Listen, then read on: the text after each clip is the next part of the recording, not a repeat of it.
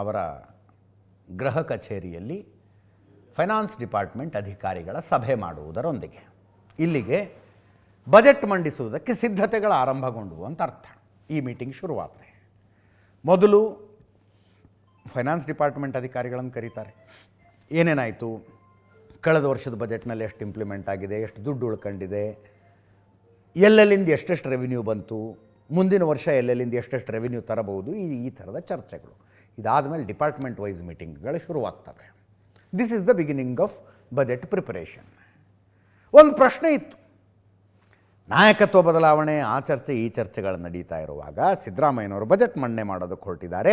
ಹೈಕಮಾಂಡಿನ permission ತಗೊಂಡಿದ್ದಾರಾ ಅಂತ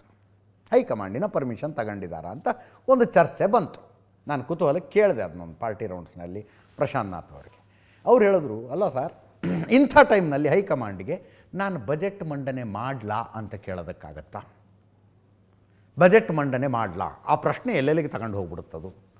ನನ್ನನ್ನೇ ಮುಖ್ಯಮಂತ್ರಿಯಾಗಿ ಮುಂದುವರಿಸ್ತೀರಾ, ವರ್ಷದಿಲ್ವಾ, ಬದಲಾವಣೆ ಮಾಡುವ ಯೋಚನೆ ಏನಾದ್ರು ಇದೆಯಾ ಅಂತ ಕೇಳ್ದಂಗೆ ಆಗ್ಬಿಡುತ್ತೆ.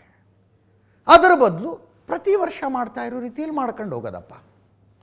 ಹಾಗೆ ಬಜೆಟ್ ಪ್ರಿಪ್ರೇಷನನ್ನು ಶುರು ಮಾಡಿದ್ರು ಅನ್ನೋದು ಒಂದು. ಇನ್ನೊಂದು, ಕೆ ಜೆ ಜಾರ್ಜ್ ಶುಕ್ರವಾರ, ನಮ್ಮ power minister K J George ಶುಕ್ರವಾರ ಡೆಲ್ಲಿಗೆ ಹೋಗಿದ್ರು. ರಾಹುಲ್ ಗಾಂಧಿ ಅವರ ಜೊತೆ 1 to 145 ಮಿನಿಟ್ಸ್ 45 ನಿಮಿಷ ಕೂತ್ಕೊಂಡು ಮಾತಾಡಿದಾರಂತೆ. ಅಲ್ಲಿ ನಾಯಕತ್ವ ಬದಲಾವಣೆ ಈ ಹಂತದಲ್ಲಿ ಕರ್ನಾಟಕದಲ್ಲಿ ಯಾಕೆ ಮಾಡಬಾರ್ದು ಅಂತ ಮುಖ್ಯಮಂತ್ರಿಗಳ ಪರವಾಗಿ ಕೆ ಜೆ ಜಾರ್ಜ್ ಅವರು ರಾಹುಲ್ ಗಾಂಧಿ ಅವರನ್ನ ಕನ್ವಿನ್ಸ್ ಮಾಡಿದ್ರು, ಅಥವಾ ಯಾಕೆ ಮಾಡಬಾರ್ದು ಅಂತ ವಿವರಿಸಿದ್ರು ಅನ್ನುವ ಸುದ್ದಿ. ರಾಹುಲ್ ಗಾಂಧಿ ಅವ್ರದ್ದು ಅನೇಕರು ಹೇಳೋದು not a very attentive listener ಅಂತ. ಆಯ್ತು, ಸದ್ಯಕ್ಕೆ ಈಗ ಬಜೆಟ್ ಮಾಡ್ಕೊಳ್ಳಿ, ಇದನ್ನೆಲ್ಲ ಆಮೇಲೆ ಮಾತಾಡೋಣ ಅಂದಿರಬಹುದು. ಒಂದು ಮಾಹಿತಿ, ಕೆ ಜೆ ಜಾರ್ಜ್ ಅವ್ರು ಹೋಗಿ 45 ನಿಮಿಷ ಅಲ್ಲಿ ಕೂತ್ಕೊಂಡಿದ್ದಕ್ಕೆ. ಅಷ್ಟಾದ ಮೇಲೆ ಬಜೆಟ್ಗೆ ಏನು ಸಮಸ್ಯೆ ಏನಿದೆ, ಶುರು ಮಾಡಿಕೊಂಡ್ರು ಸಿದ್ದರಾಮಯ್ಯನವರು ಬಜೆಟ್ ಪ್ರಿಪ್ರೇಷನ್ ಮೀಟಿಂಗ್ಗಳನ್ನು. 17ನೇ ಬಜೆಟ್ ಈ ಸಲ 17ನೇ ಬಜೆಟ್ ಮಂಡಿಸುವುದಕ್ಕೆ ಸಿದ್ಧತೆಯನ್ನು ಸಿದ್ದರಾಮಯ್ಯನವರು ಆರಂಭಿಸಿದ್ರು. ಕರ್ನಾಟಕವನ್ನು ಮುಖ್ಯಮಂತ್ರಿಯಾಗಿ ಅತಿ ಹೆಚ್ಚು ಕಾಲ ಆಳಿದ ರೆಕಾರ್ಡ್ ಇವರ ಹೆಸರಿಗೆ ಈಗಾಗಲೇ ದಾಖಲೆ ಆಗಿದೆ. ದೇವರಾಜ್ ಅರಸು ಅವರ ದಾಖಲೆಯನ್ನು ಮುರಿದಿದ್ದಾರೆ ಇವರು. ಅತಿ ಹೆಚ್ಚು ಕಾಲ, ಅತಿ ಹೆಚ್ಚು ಬಜೆಟ್ ಮಂಡಿಸಿದ ದಾಖಲೆ 3 ವರ್ಷದ ಹಿಂದೆನೇ ಆಗಿಬಿಟ್ಟಿದೆ ಸಿದ್ದರಾಮಯ್ಯನವ್ರದ್ದು. ಸಿದ್ದರಾಮಯ್ಯನವರು 16 ಬಜೆಟ್ಗಳನ್ನು ಮಂಡನೆ ಮಾಡಿದ್ದಾರೆ. ನೆಕ್ಸ್ಟ್ ಪ್ಲೇಸ್ ರಾಮಕೃಷ್ಣ ಹೆಗಡೆ ಅವ್ರದ್ದು, ಅವರು 13 ಬಜೆಟ್ಟು, ಯಡಿಯೂರಪ್ಪನವರು 8, ಉಳಿದವರೆಲ್ಲ ಕೆಳಗಡೆ ಬರ್ತಾ ಇದೆ ನೋಡಿ ಗ್ರಾಫಿಕ್ಸ್ನಲ್ಲಿ. 17ನೇ ಬಜೆಟ್ ಮಂಡಿಸುವುದಕ್ಕೆ ತಯಾರಿ ಇದು. ಅಂದರೆ ಇದು ರಾಜ್ಯದ ಕಥೆ ಆಯಿತು. ನೀವು ನ್ಯಾಷನಲ್ ಲೆವೆಲ್ನಲ್ಲಿ ತಗೊಂಡ್ರೆ ಯಾವ ರಾಜ್ಯದ ಹಣಕಾಸು ಸಚಿವರು ಅತಿ ಹೆಚ್ಚು ಬಜೆಟ್ ಮಂಡಿಸಿದ್ದಾರೆ, ಯಾವ ರಾಜ್ಯದಲ್ಲಿ ಅಂತ. ಈಗ ಕರ್ನಾಟಕಕ್ಕೆ ಅತಿ ಹೆಚ್ಚು ಕಾಲ ಮುಖ್ಯಮಂತ್ರಿ ಆದಂಥವರು ಸಿದ್ದರಾಮಯ್ಯನವರು. ದೇಶದಲ್ಲೇ ಅತಿ ಹೆಚ್ಚು ಕಾಲ ಮುಖ್ಯಮಂತ್ರಿ ಆದವರಲ್ಲ, ಅದು ಮತ್ತಿನ್ನೂ 20-25 ವರ್ಷ ಕಾಲ ಮುಖ್ಯಮಂತ್ರಿ ಆದವರು ಇದ್ದಾರೆ. ಹಾಗೆ ಕರ್ನಾಟಕದಲ್ಲಿ ಅತಿ ಹೆಚ್ಚು ಬಜೆಟ್ ಮಂಡಿಸಿರುವವರು ಸಿದ್ದರಾಮಯ್ಯನವರು. ದೇಶದ ಲೆಕ್ಕ ತೆಗೆದ್ರೆ ಇಟ್ ಈಸ್ ವಜೂಭಾಯಿ ವಾಲಾ. ಕರ್ನಾಟಕದ ರಾಜ್ಯಪಾಲರಾಗಿದ್ದರು ವಜೂಭಾಯಿ ವಾಲಾ. ಅವರು ಗುಜರಾತ್ನಲ್ಲಿ ಹಣಕಾಸು ಸಚಿವರಾಗಿದ್ದಾಗ 18 ಬಜೆಟ್ ಮಂಡನೆ ಮಾಡಿದ್ದಾರೆ. 1998ರಿಂದ 2012ರ ತನಕ ನಿರಂತರವಾಗಿ 18 ವರ್ಷ ಬಜೆಟ್ ಮಂಡನೆ ಮಾಡಿದ್ರು. ಅತಿ ಹೆಚ್ಚು ಬಜೆಟ್ ಮಂಡಿಸಿದ ದಾಖಲೆ ವಜೂಭಾಯಿ ವಾಲಾ ಅವರ ಹೆಸರಲ್ಲಿದೆ. ಸಿದ್ದರಾಮಯ್ಯನವರು 17ನೇ ಬಜೆಟ್ ಮಂಡಿಸುವ ತಯಾರಿಯಲ್ಲಿದ್ದಾರೆ. ಮಾತಾಡಿದ್ರು ಅವರು, ಕೇಳಿಸ್ಕೊಳ್ಳಿ ಅಮ್ಮ. ಬಜೆಟ್ ಪ್ರಿಪರೇಷನ್ ಬಗ್ಗೆ 22ರಿಂದ ಜಾಯಿಂಟ್ ಸೆಷನ್ ಶುರುವಾಗುತ್ತೆ. ನರೇಗಾ ಬಗ್ಗೆ ಸ್ಪೆಷಲ್ ಸೆಷನ್ ಕೂಡ ಅದರಲ್ಲೇ ಇರ್ತದೆ. ಸೊ ಗವರ್ನರ್ಸ್ ಅಡ್ರೆಸ್ಸು ಮತ್ತು ನರೇಗಾ ಬಗ್ಗೆ ರೆಸಲ್ಯೂಷನ್ ಮಾಡ್ತೀವಿ. ಸೊ ಅದನ್ನು 22ರಿಂದ 30ವರೆಗೆ ನಡೀತದೆ. ಆಮೇಲೆ ಬಜೆಟ್ ಪ್ರಿಪ್ರೇಷನ್ ಶುರುವಾಗುತ್ತೆ. ಕರೆದ್ರೆ ಹೋಗ್ತೀವಿ.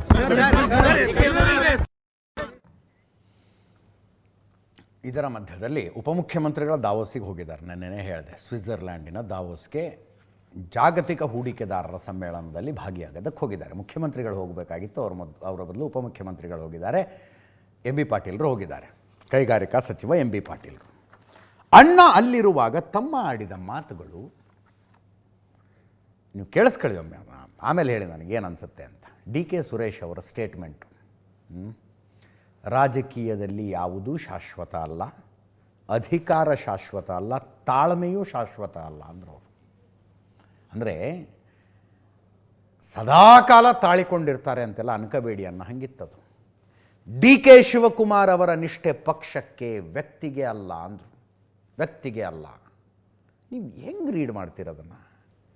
ಅವರ ನಿಷ್ಠೆ ಪಕ್ಷಕ್ಕಿದೆ, ಮಲ್ಲಿಕಾರ್ಜುನ ಖರ್ಗೆ ಅವ್ರಿಗೂ ರಾಹುಲ್ ಗಾಂಧಿ ಅವ್ರಿಗೂ ಅಲ್ಲ ಅನ್ನುವ ಥರಾನ? ಒಂದು ಸಲ ಕೇಳಿಸ್ಕೊಂಬಿಡಿ ಏನೇನು ಮಾತಾಡಿದ್ರು ಅಂತ.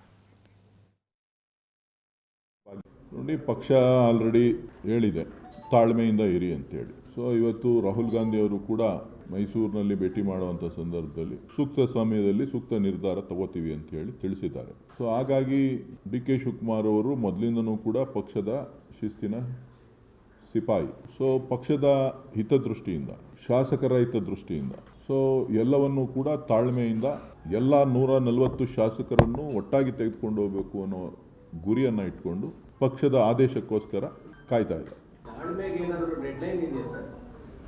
ನೋಡ್ರಿ, ಅಧಿಕಾರ ಯಾರಿಗೂ ಅಷ್ಟು ಸುಲಭವಾಗಿ ಬರಲ್ಲ. ನಾನು ಮೊದಲೇ ಹೇಳಿದ್ದೀನಿ, ನಮ್ಮ ಅಣ್ಣನ ಹಣೆಯಲ್ಲಿ ಬರೆದಿದ್ರೆ ಮುಖ್ಯಮಂತ್ರಿ ಆಗ್ತಾರೆ ಅಂತ ಹೇಳಿ. ಈಗಲೂ ಅದನ್ನೇ ಹೇಳ್ತೀನಿ. ಸೊ ಮುಖ್ಯಮಂತ್ರಿ ಹುದ್ದೆ ಭಾಳ ಸುಲಭವಾದದ್ದಲ್ಲ, ಅಷ್ಟು ಸುಲಭವಾಗಿ ಸಿಗುವಂಥದ್ದಲ್ಲ. ಯಾರ್ಯಾರು ಎಲ್ಲರೂ ಸೇರಿ ಇದಕ್ಕೆ ಭಾಗಿಯಾಗಬೇಕು. ನಮ್ಮ ಗುರಿ ಇರೋದು 2028ರ ಚುನಾವಣೆ. ನೋಡಿ, ಈಗ ಅನಿವಾರ್ಯವಾಗಿ ಸೆಷನ್ ತುರ್ತು ಅಧಿವೇಶನ ಕರಿಬೇಕಾಗಿ ಬಂತು. ಸೊ ಇದೆಲ್ಲ ಆದಮೇಲೆ ಏನು ತೀರ್ಮಾನ ಮಾಡ್ತಾರೆ ಕಾದು ನೋಡೋಣ. ನೋಡಿ, ಸೊ ಶಿವಕುಮಾರ್ ಅವರು ಯಾವತ್ತೂ ಕೂಡ ಪಕ್ಷಕ್ಕೆ ನಿಷ್ಠರಾಗಿದ್ದಾರೆ ಹೊರತು ವ್ಯಕ್ತಿಗೆ ನಿಷ್ಠರಾಗಿಲ್ಲ. ಅವರು ಪ್ರತಿ ಭಾಷಣದಲ್ಲೂ ಕೂಡ ಹೇಳ್ತಾನೆ ಇರ್ತಾರೆ, ನಾನು ಪಕ್ಷಕ್ಕೆ ನಿಷ್ಠೆಯಿಂದ ಇದ್ದೇನೆ ಅಂಥೇಳಿ. ಕೆಲವರು ವ್ಯಕ್ತಿಗೆ ನಿಷ್ಠೆಯಿಂದ ಇರ್ತಾರೆ, ಸೊ ಕೆಲವರು ಅಧಿಕಾರಕ್ಕೋಸ್ಕರನೇ ಇರ್ತಾರೆ. ಸೊ ಡಿ ಕೆ ಶಿವಕುಮಾರ್ ಅವರು ಮೊದಲಿಂದನೂ ಕೂಡ ಎಲ್ಲ ಥರದ ನೋವುಗಳನ್ನು, ಕಷ್ಟವನ್ನು ಪಕ್ಷದ ಜೊತೆ, ಪಕ್ಷದಲ್ಲಿ ಅಧಿಕಾರ ಇದ್ದಾಗ, ಇಲ್ಲದೇ ಇದ್ದಾಗ ಎಲ್ಲ ಸಂದರ್ಭದಲ್ಲೂ ಕೂಡ ಇದ್ದಾರೆ. ಏನು ಪಂಚಾಯಿತಿ ಚೇರ್ಮನ್ಗಳೇ ಬಿಡಲ್ಲಪ್ಪ ನಾವು ಮಾಡಿದ್ದು ಚೇರ್ಮನ್ಗಳು. ರಾಜಕಾರಣದಲ್ಲಿ ನಂಬಿಕೆಗಳು ಭಾಳ ಮುಖ್ಯ ಆಗ್ತದೆ. ಸೊ ಎಲ್ಲವನ್ನೂ ಕೂಡ ಭಾಳ ಚಿಕ್ಕದ್ರಿಂದನೂ ಕೂಡ ಡಿ ಕೆ ಶಿವಕುಮಾರ್ ಇದೆಲ್ಲನೂ ನೋಡ್ಕೊಂಡು ಬಂದಿದ್ದಾರೆ. ಭಾಳ ಕಷ್ಟ ಅಧಿಕಾರದಿಂದ ಇನ್ನೊಬ್ಬರನ್ನ ಬಿಡು ಮಾತು ಕೊಟ್ಟಿದ್ಯಾ ಅಂತ ಹೇಳೋದು ಭಾಳ ಕಷ್ಟ. ಭಗವಂತನ ಇಚ್ಛೆ, ಏನೇನು ತೀರ್ಮಾನ ಆಗುತ್ತೋ ಕಾದು ನೋಡೋಣ. ರಾಜಕಾರಣದಲ್ಲಿದ್ಮೇಲೆ ಯಾವುದೂ ಶಾಶ್ವತ ಅಲ್ಲ. ಅಧಿಕಾರನೂ ಶಾಶ್ವತ ಅಲ್ಲ, ತಾಳ್ಮೆನೂ ಶಾಶ್ವತ ಅಲ್ಲ. ಅರ್ಥ ಆಯಿತು ಅನ್ಕೋತೀನಿ ಅಂದಿರ್ತಾರೆ ಅವರು ಕೊನೆಗೆ. ರಾಜಕಾರಣದಲ್ಲಿದ್ದ ಮೇಲೆ ಅಧಿಕಾರವೂ ಶಾಶ್ವತವಲ್ಲ, ತಾಳ್ಮೆಯೂ ಶಾಶ್ವತವಲ್ಲ.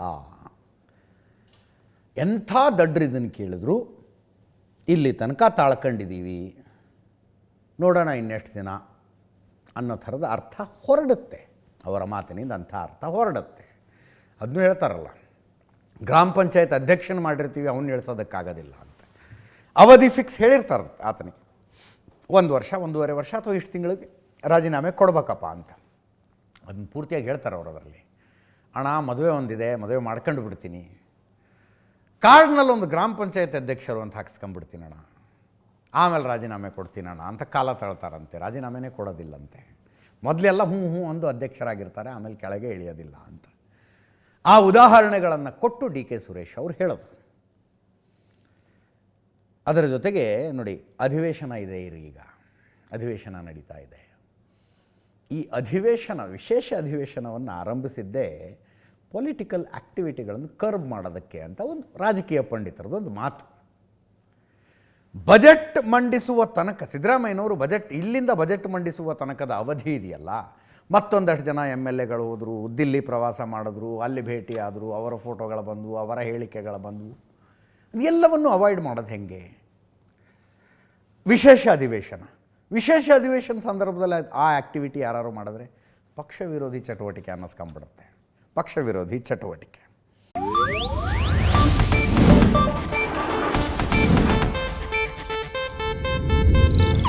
ಇದು ಏಷ್ಯಾನೆಟ್ ನ್ಯೂಸ್ ನೆಟ್ವರ್ಕ್ ಪ್ರಸ್ತುತಿ.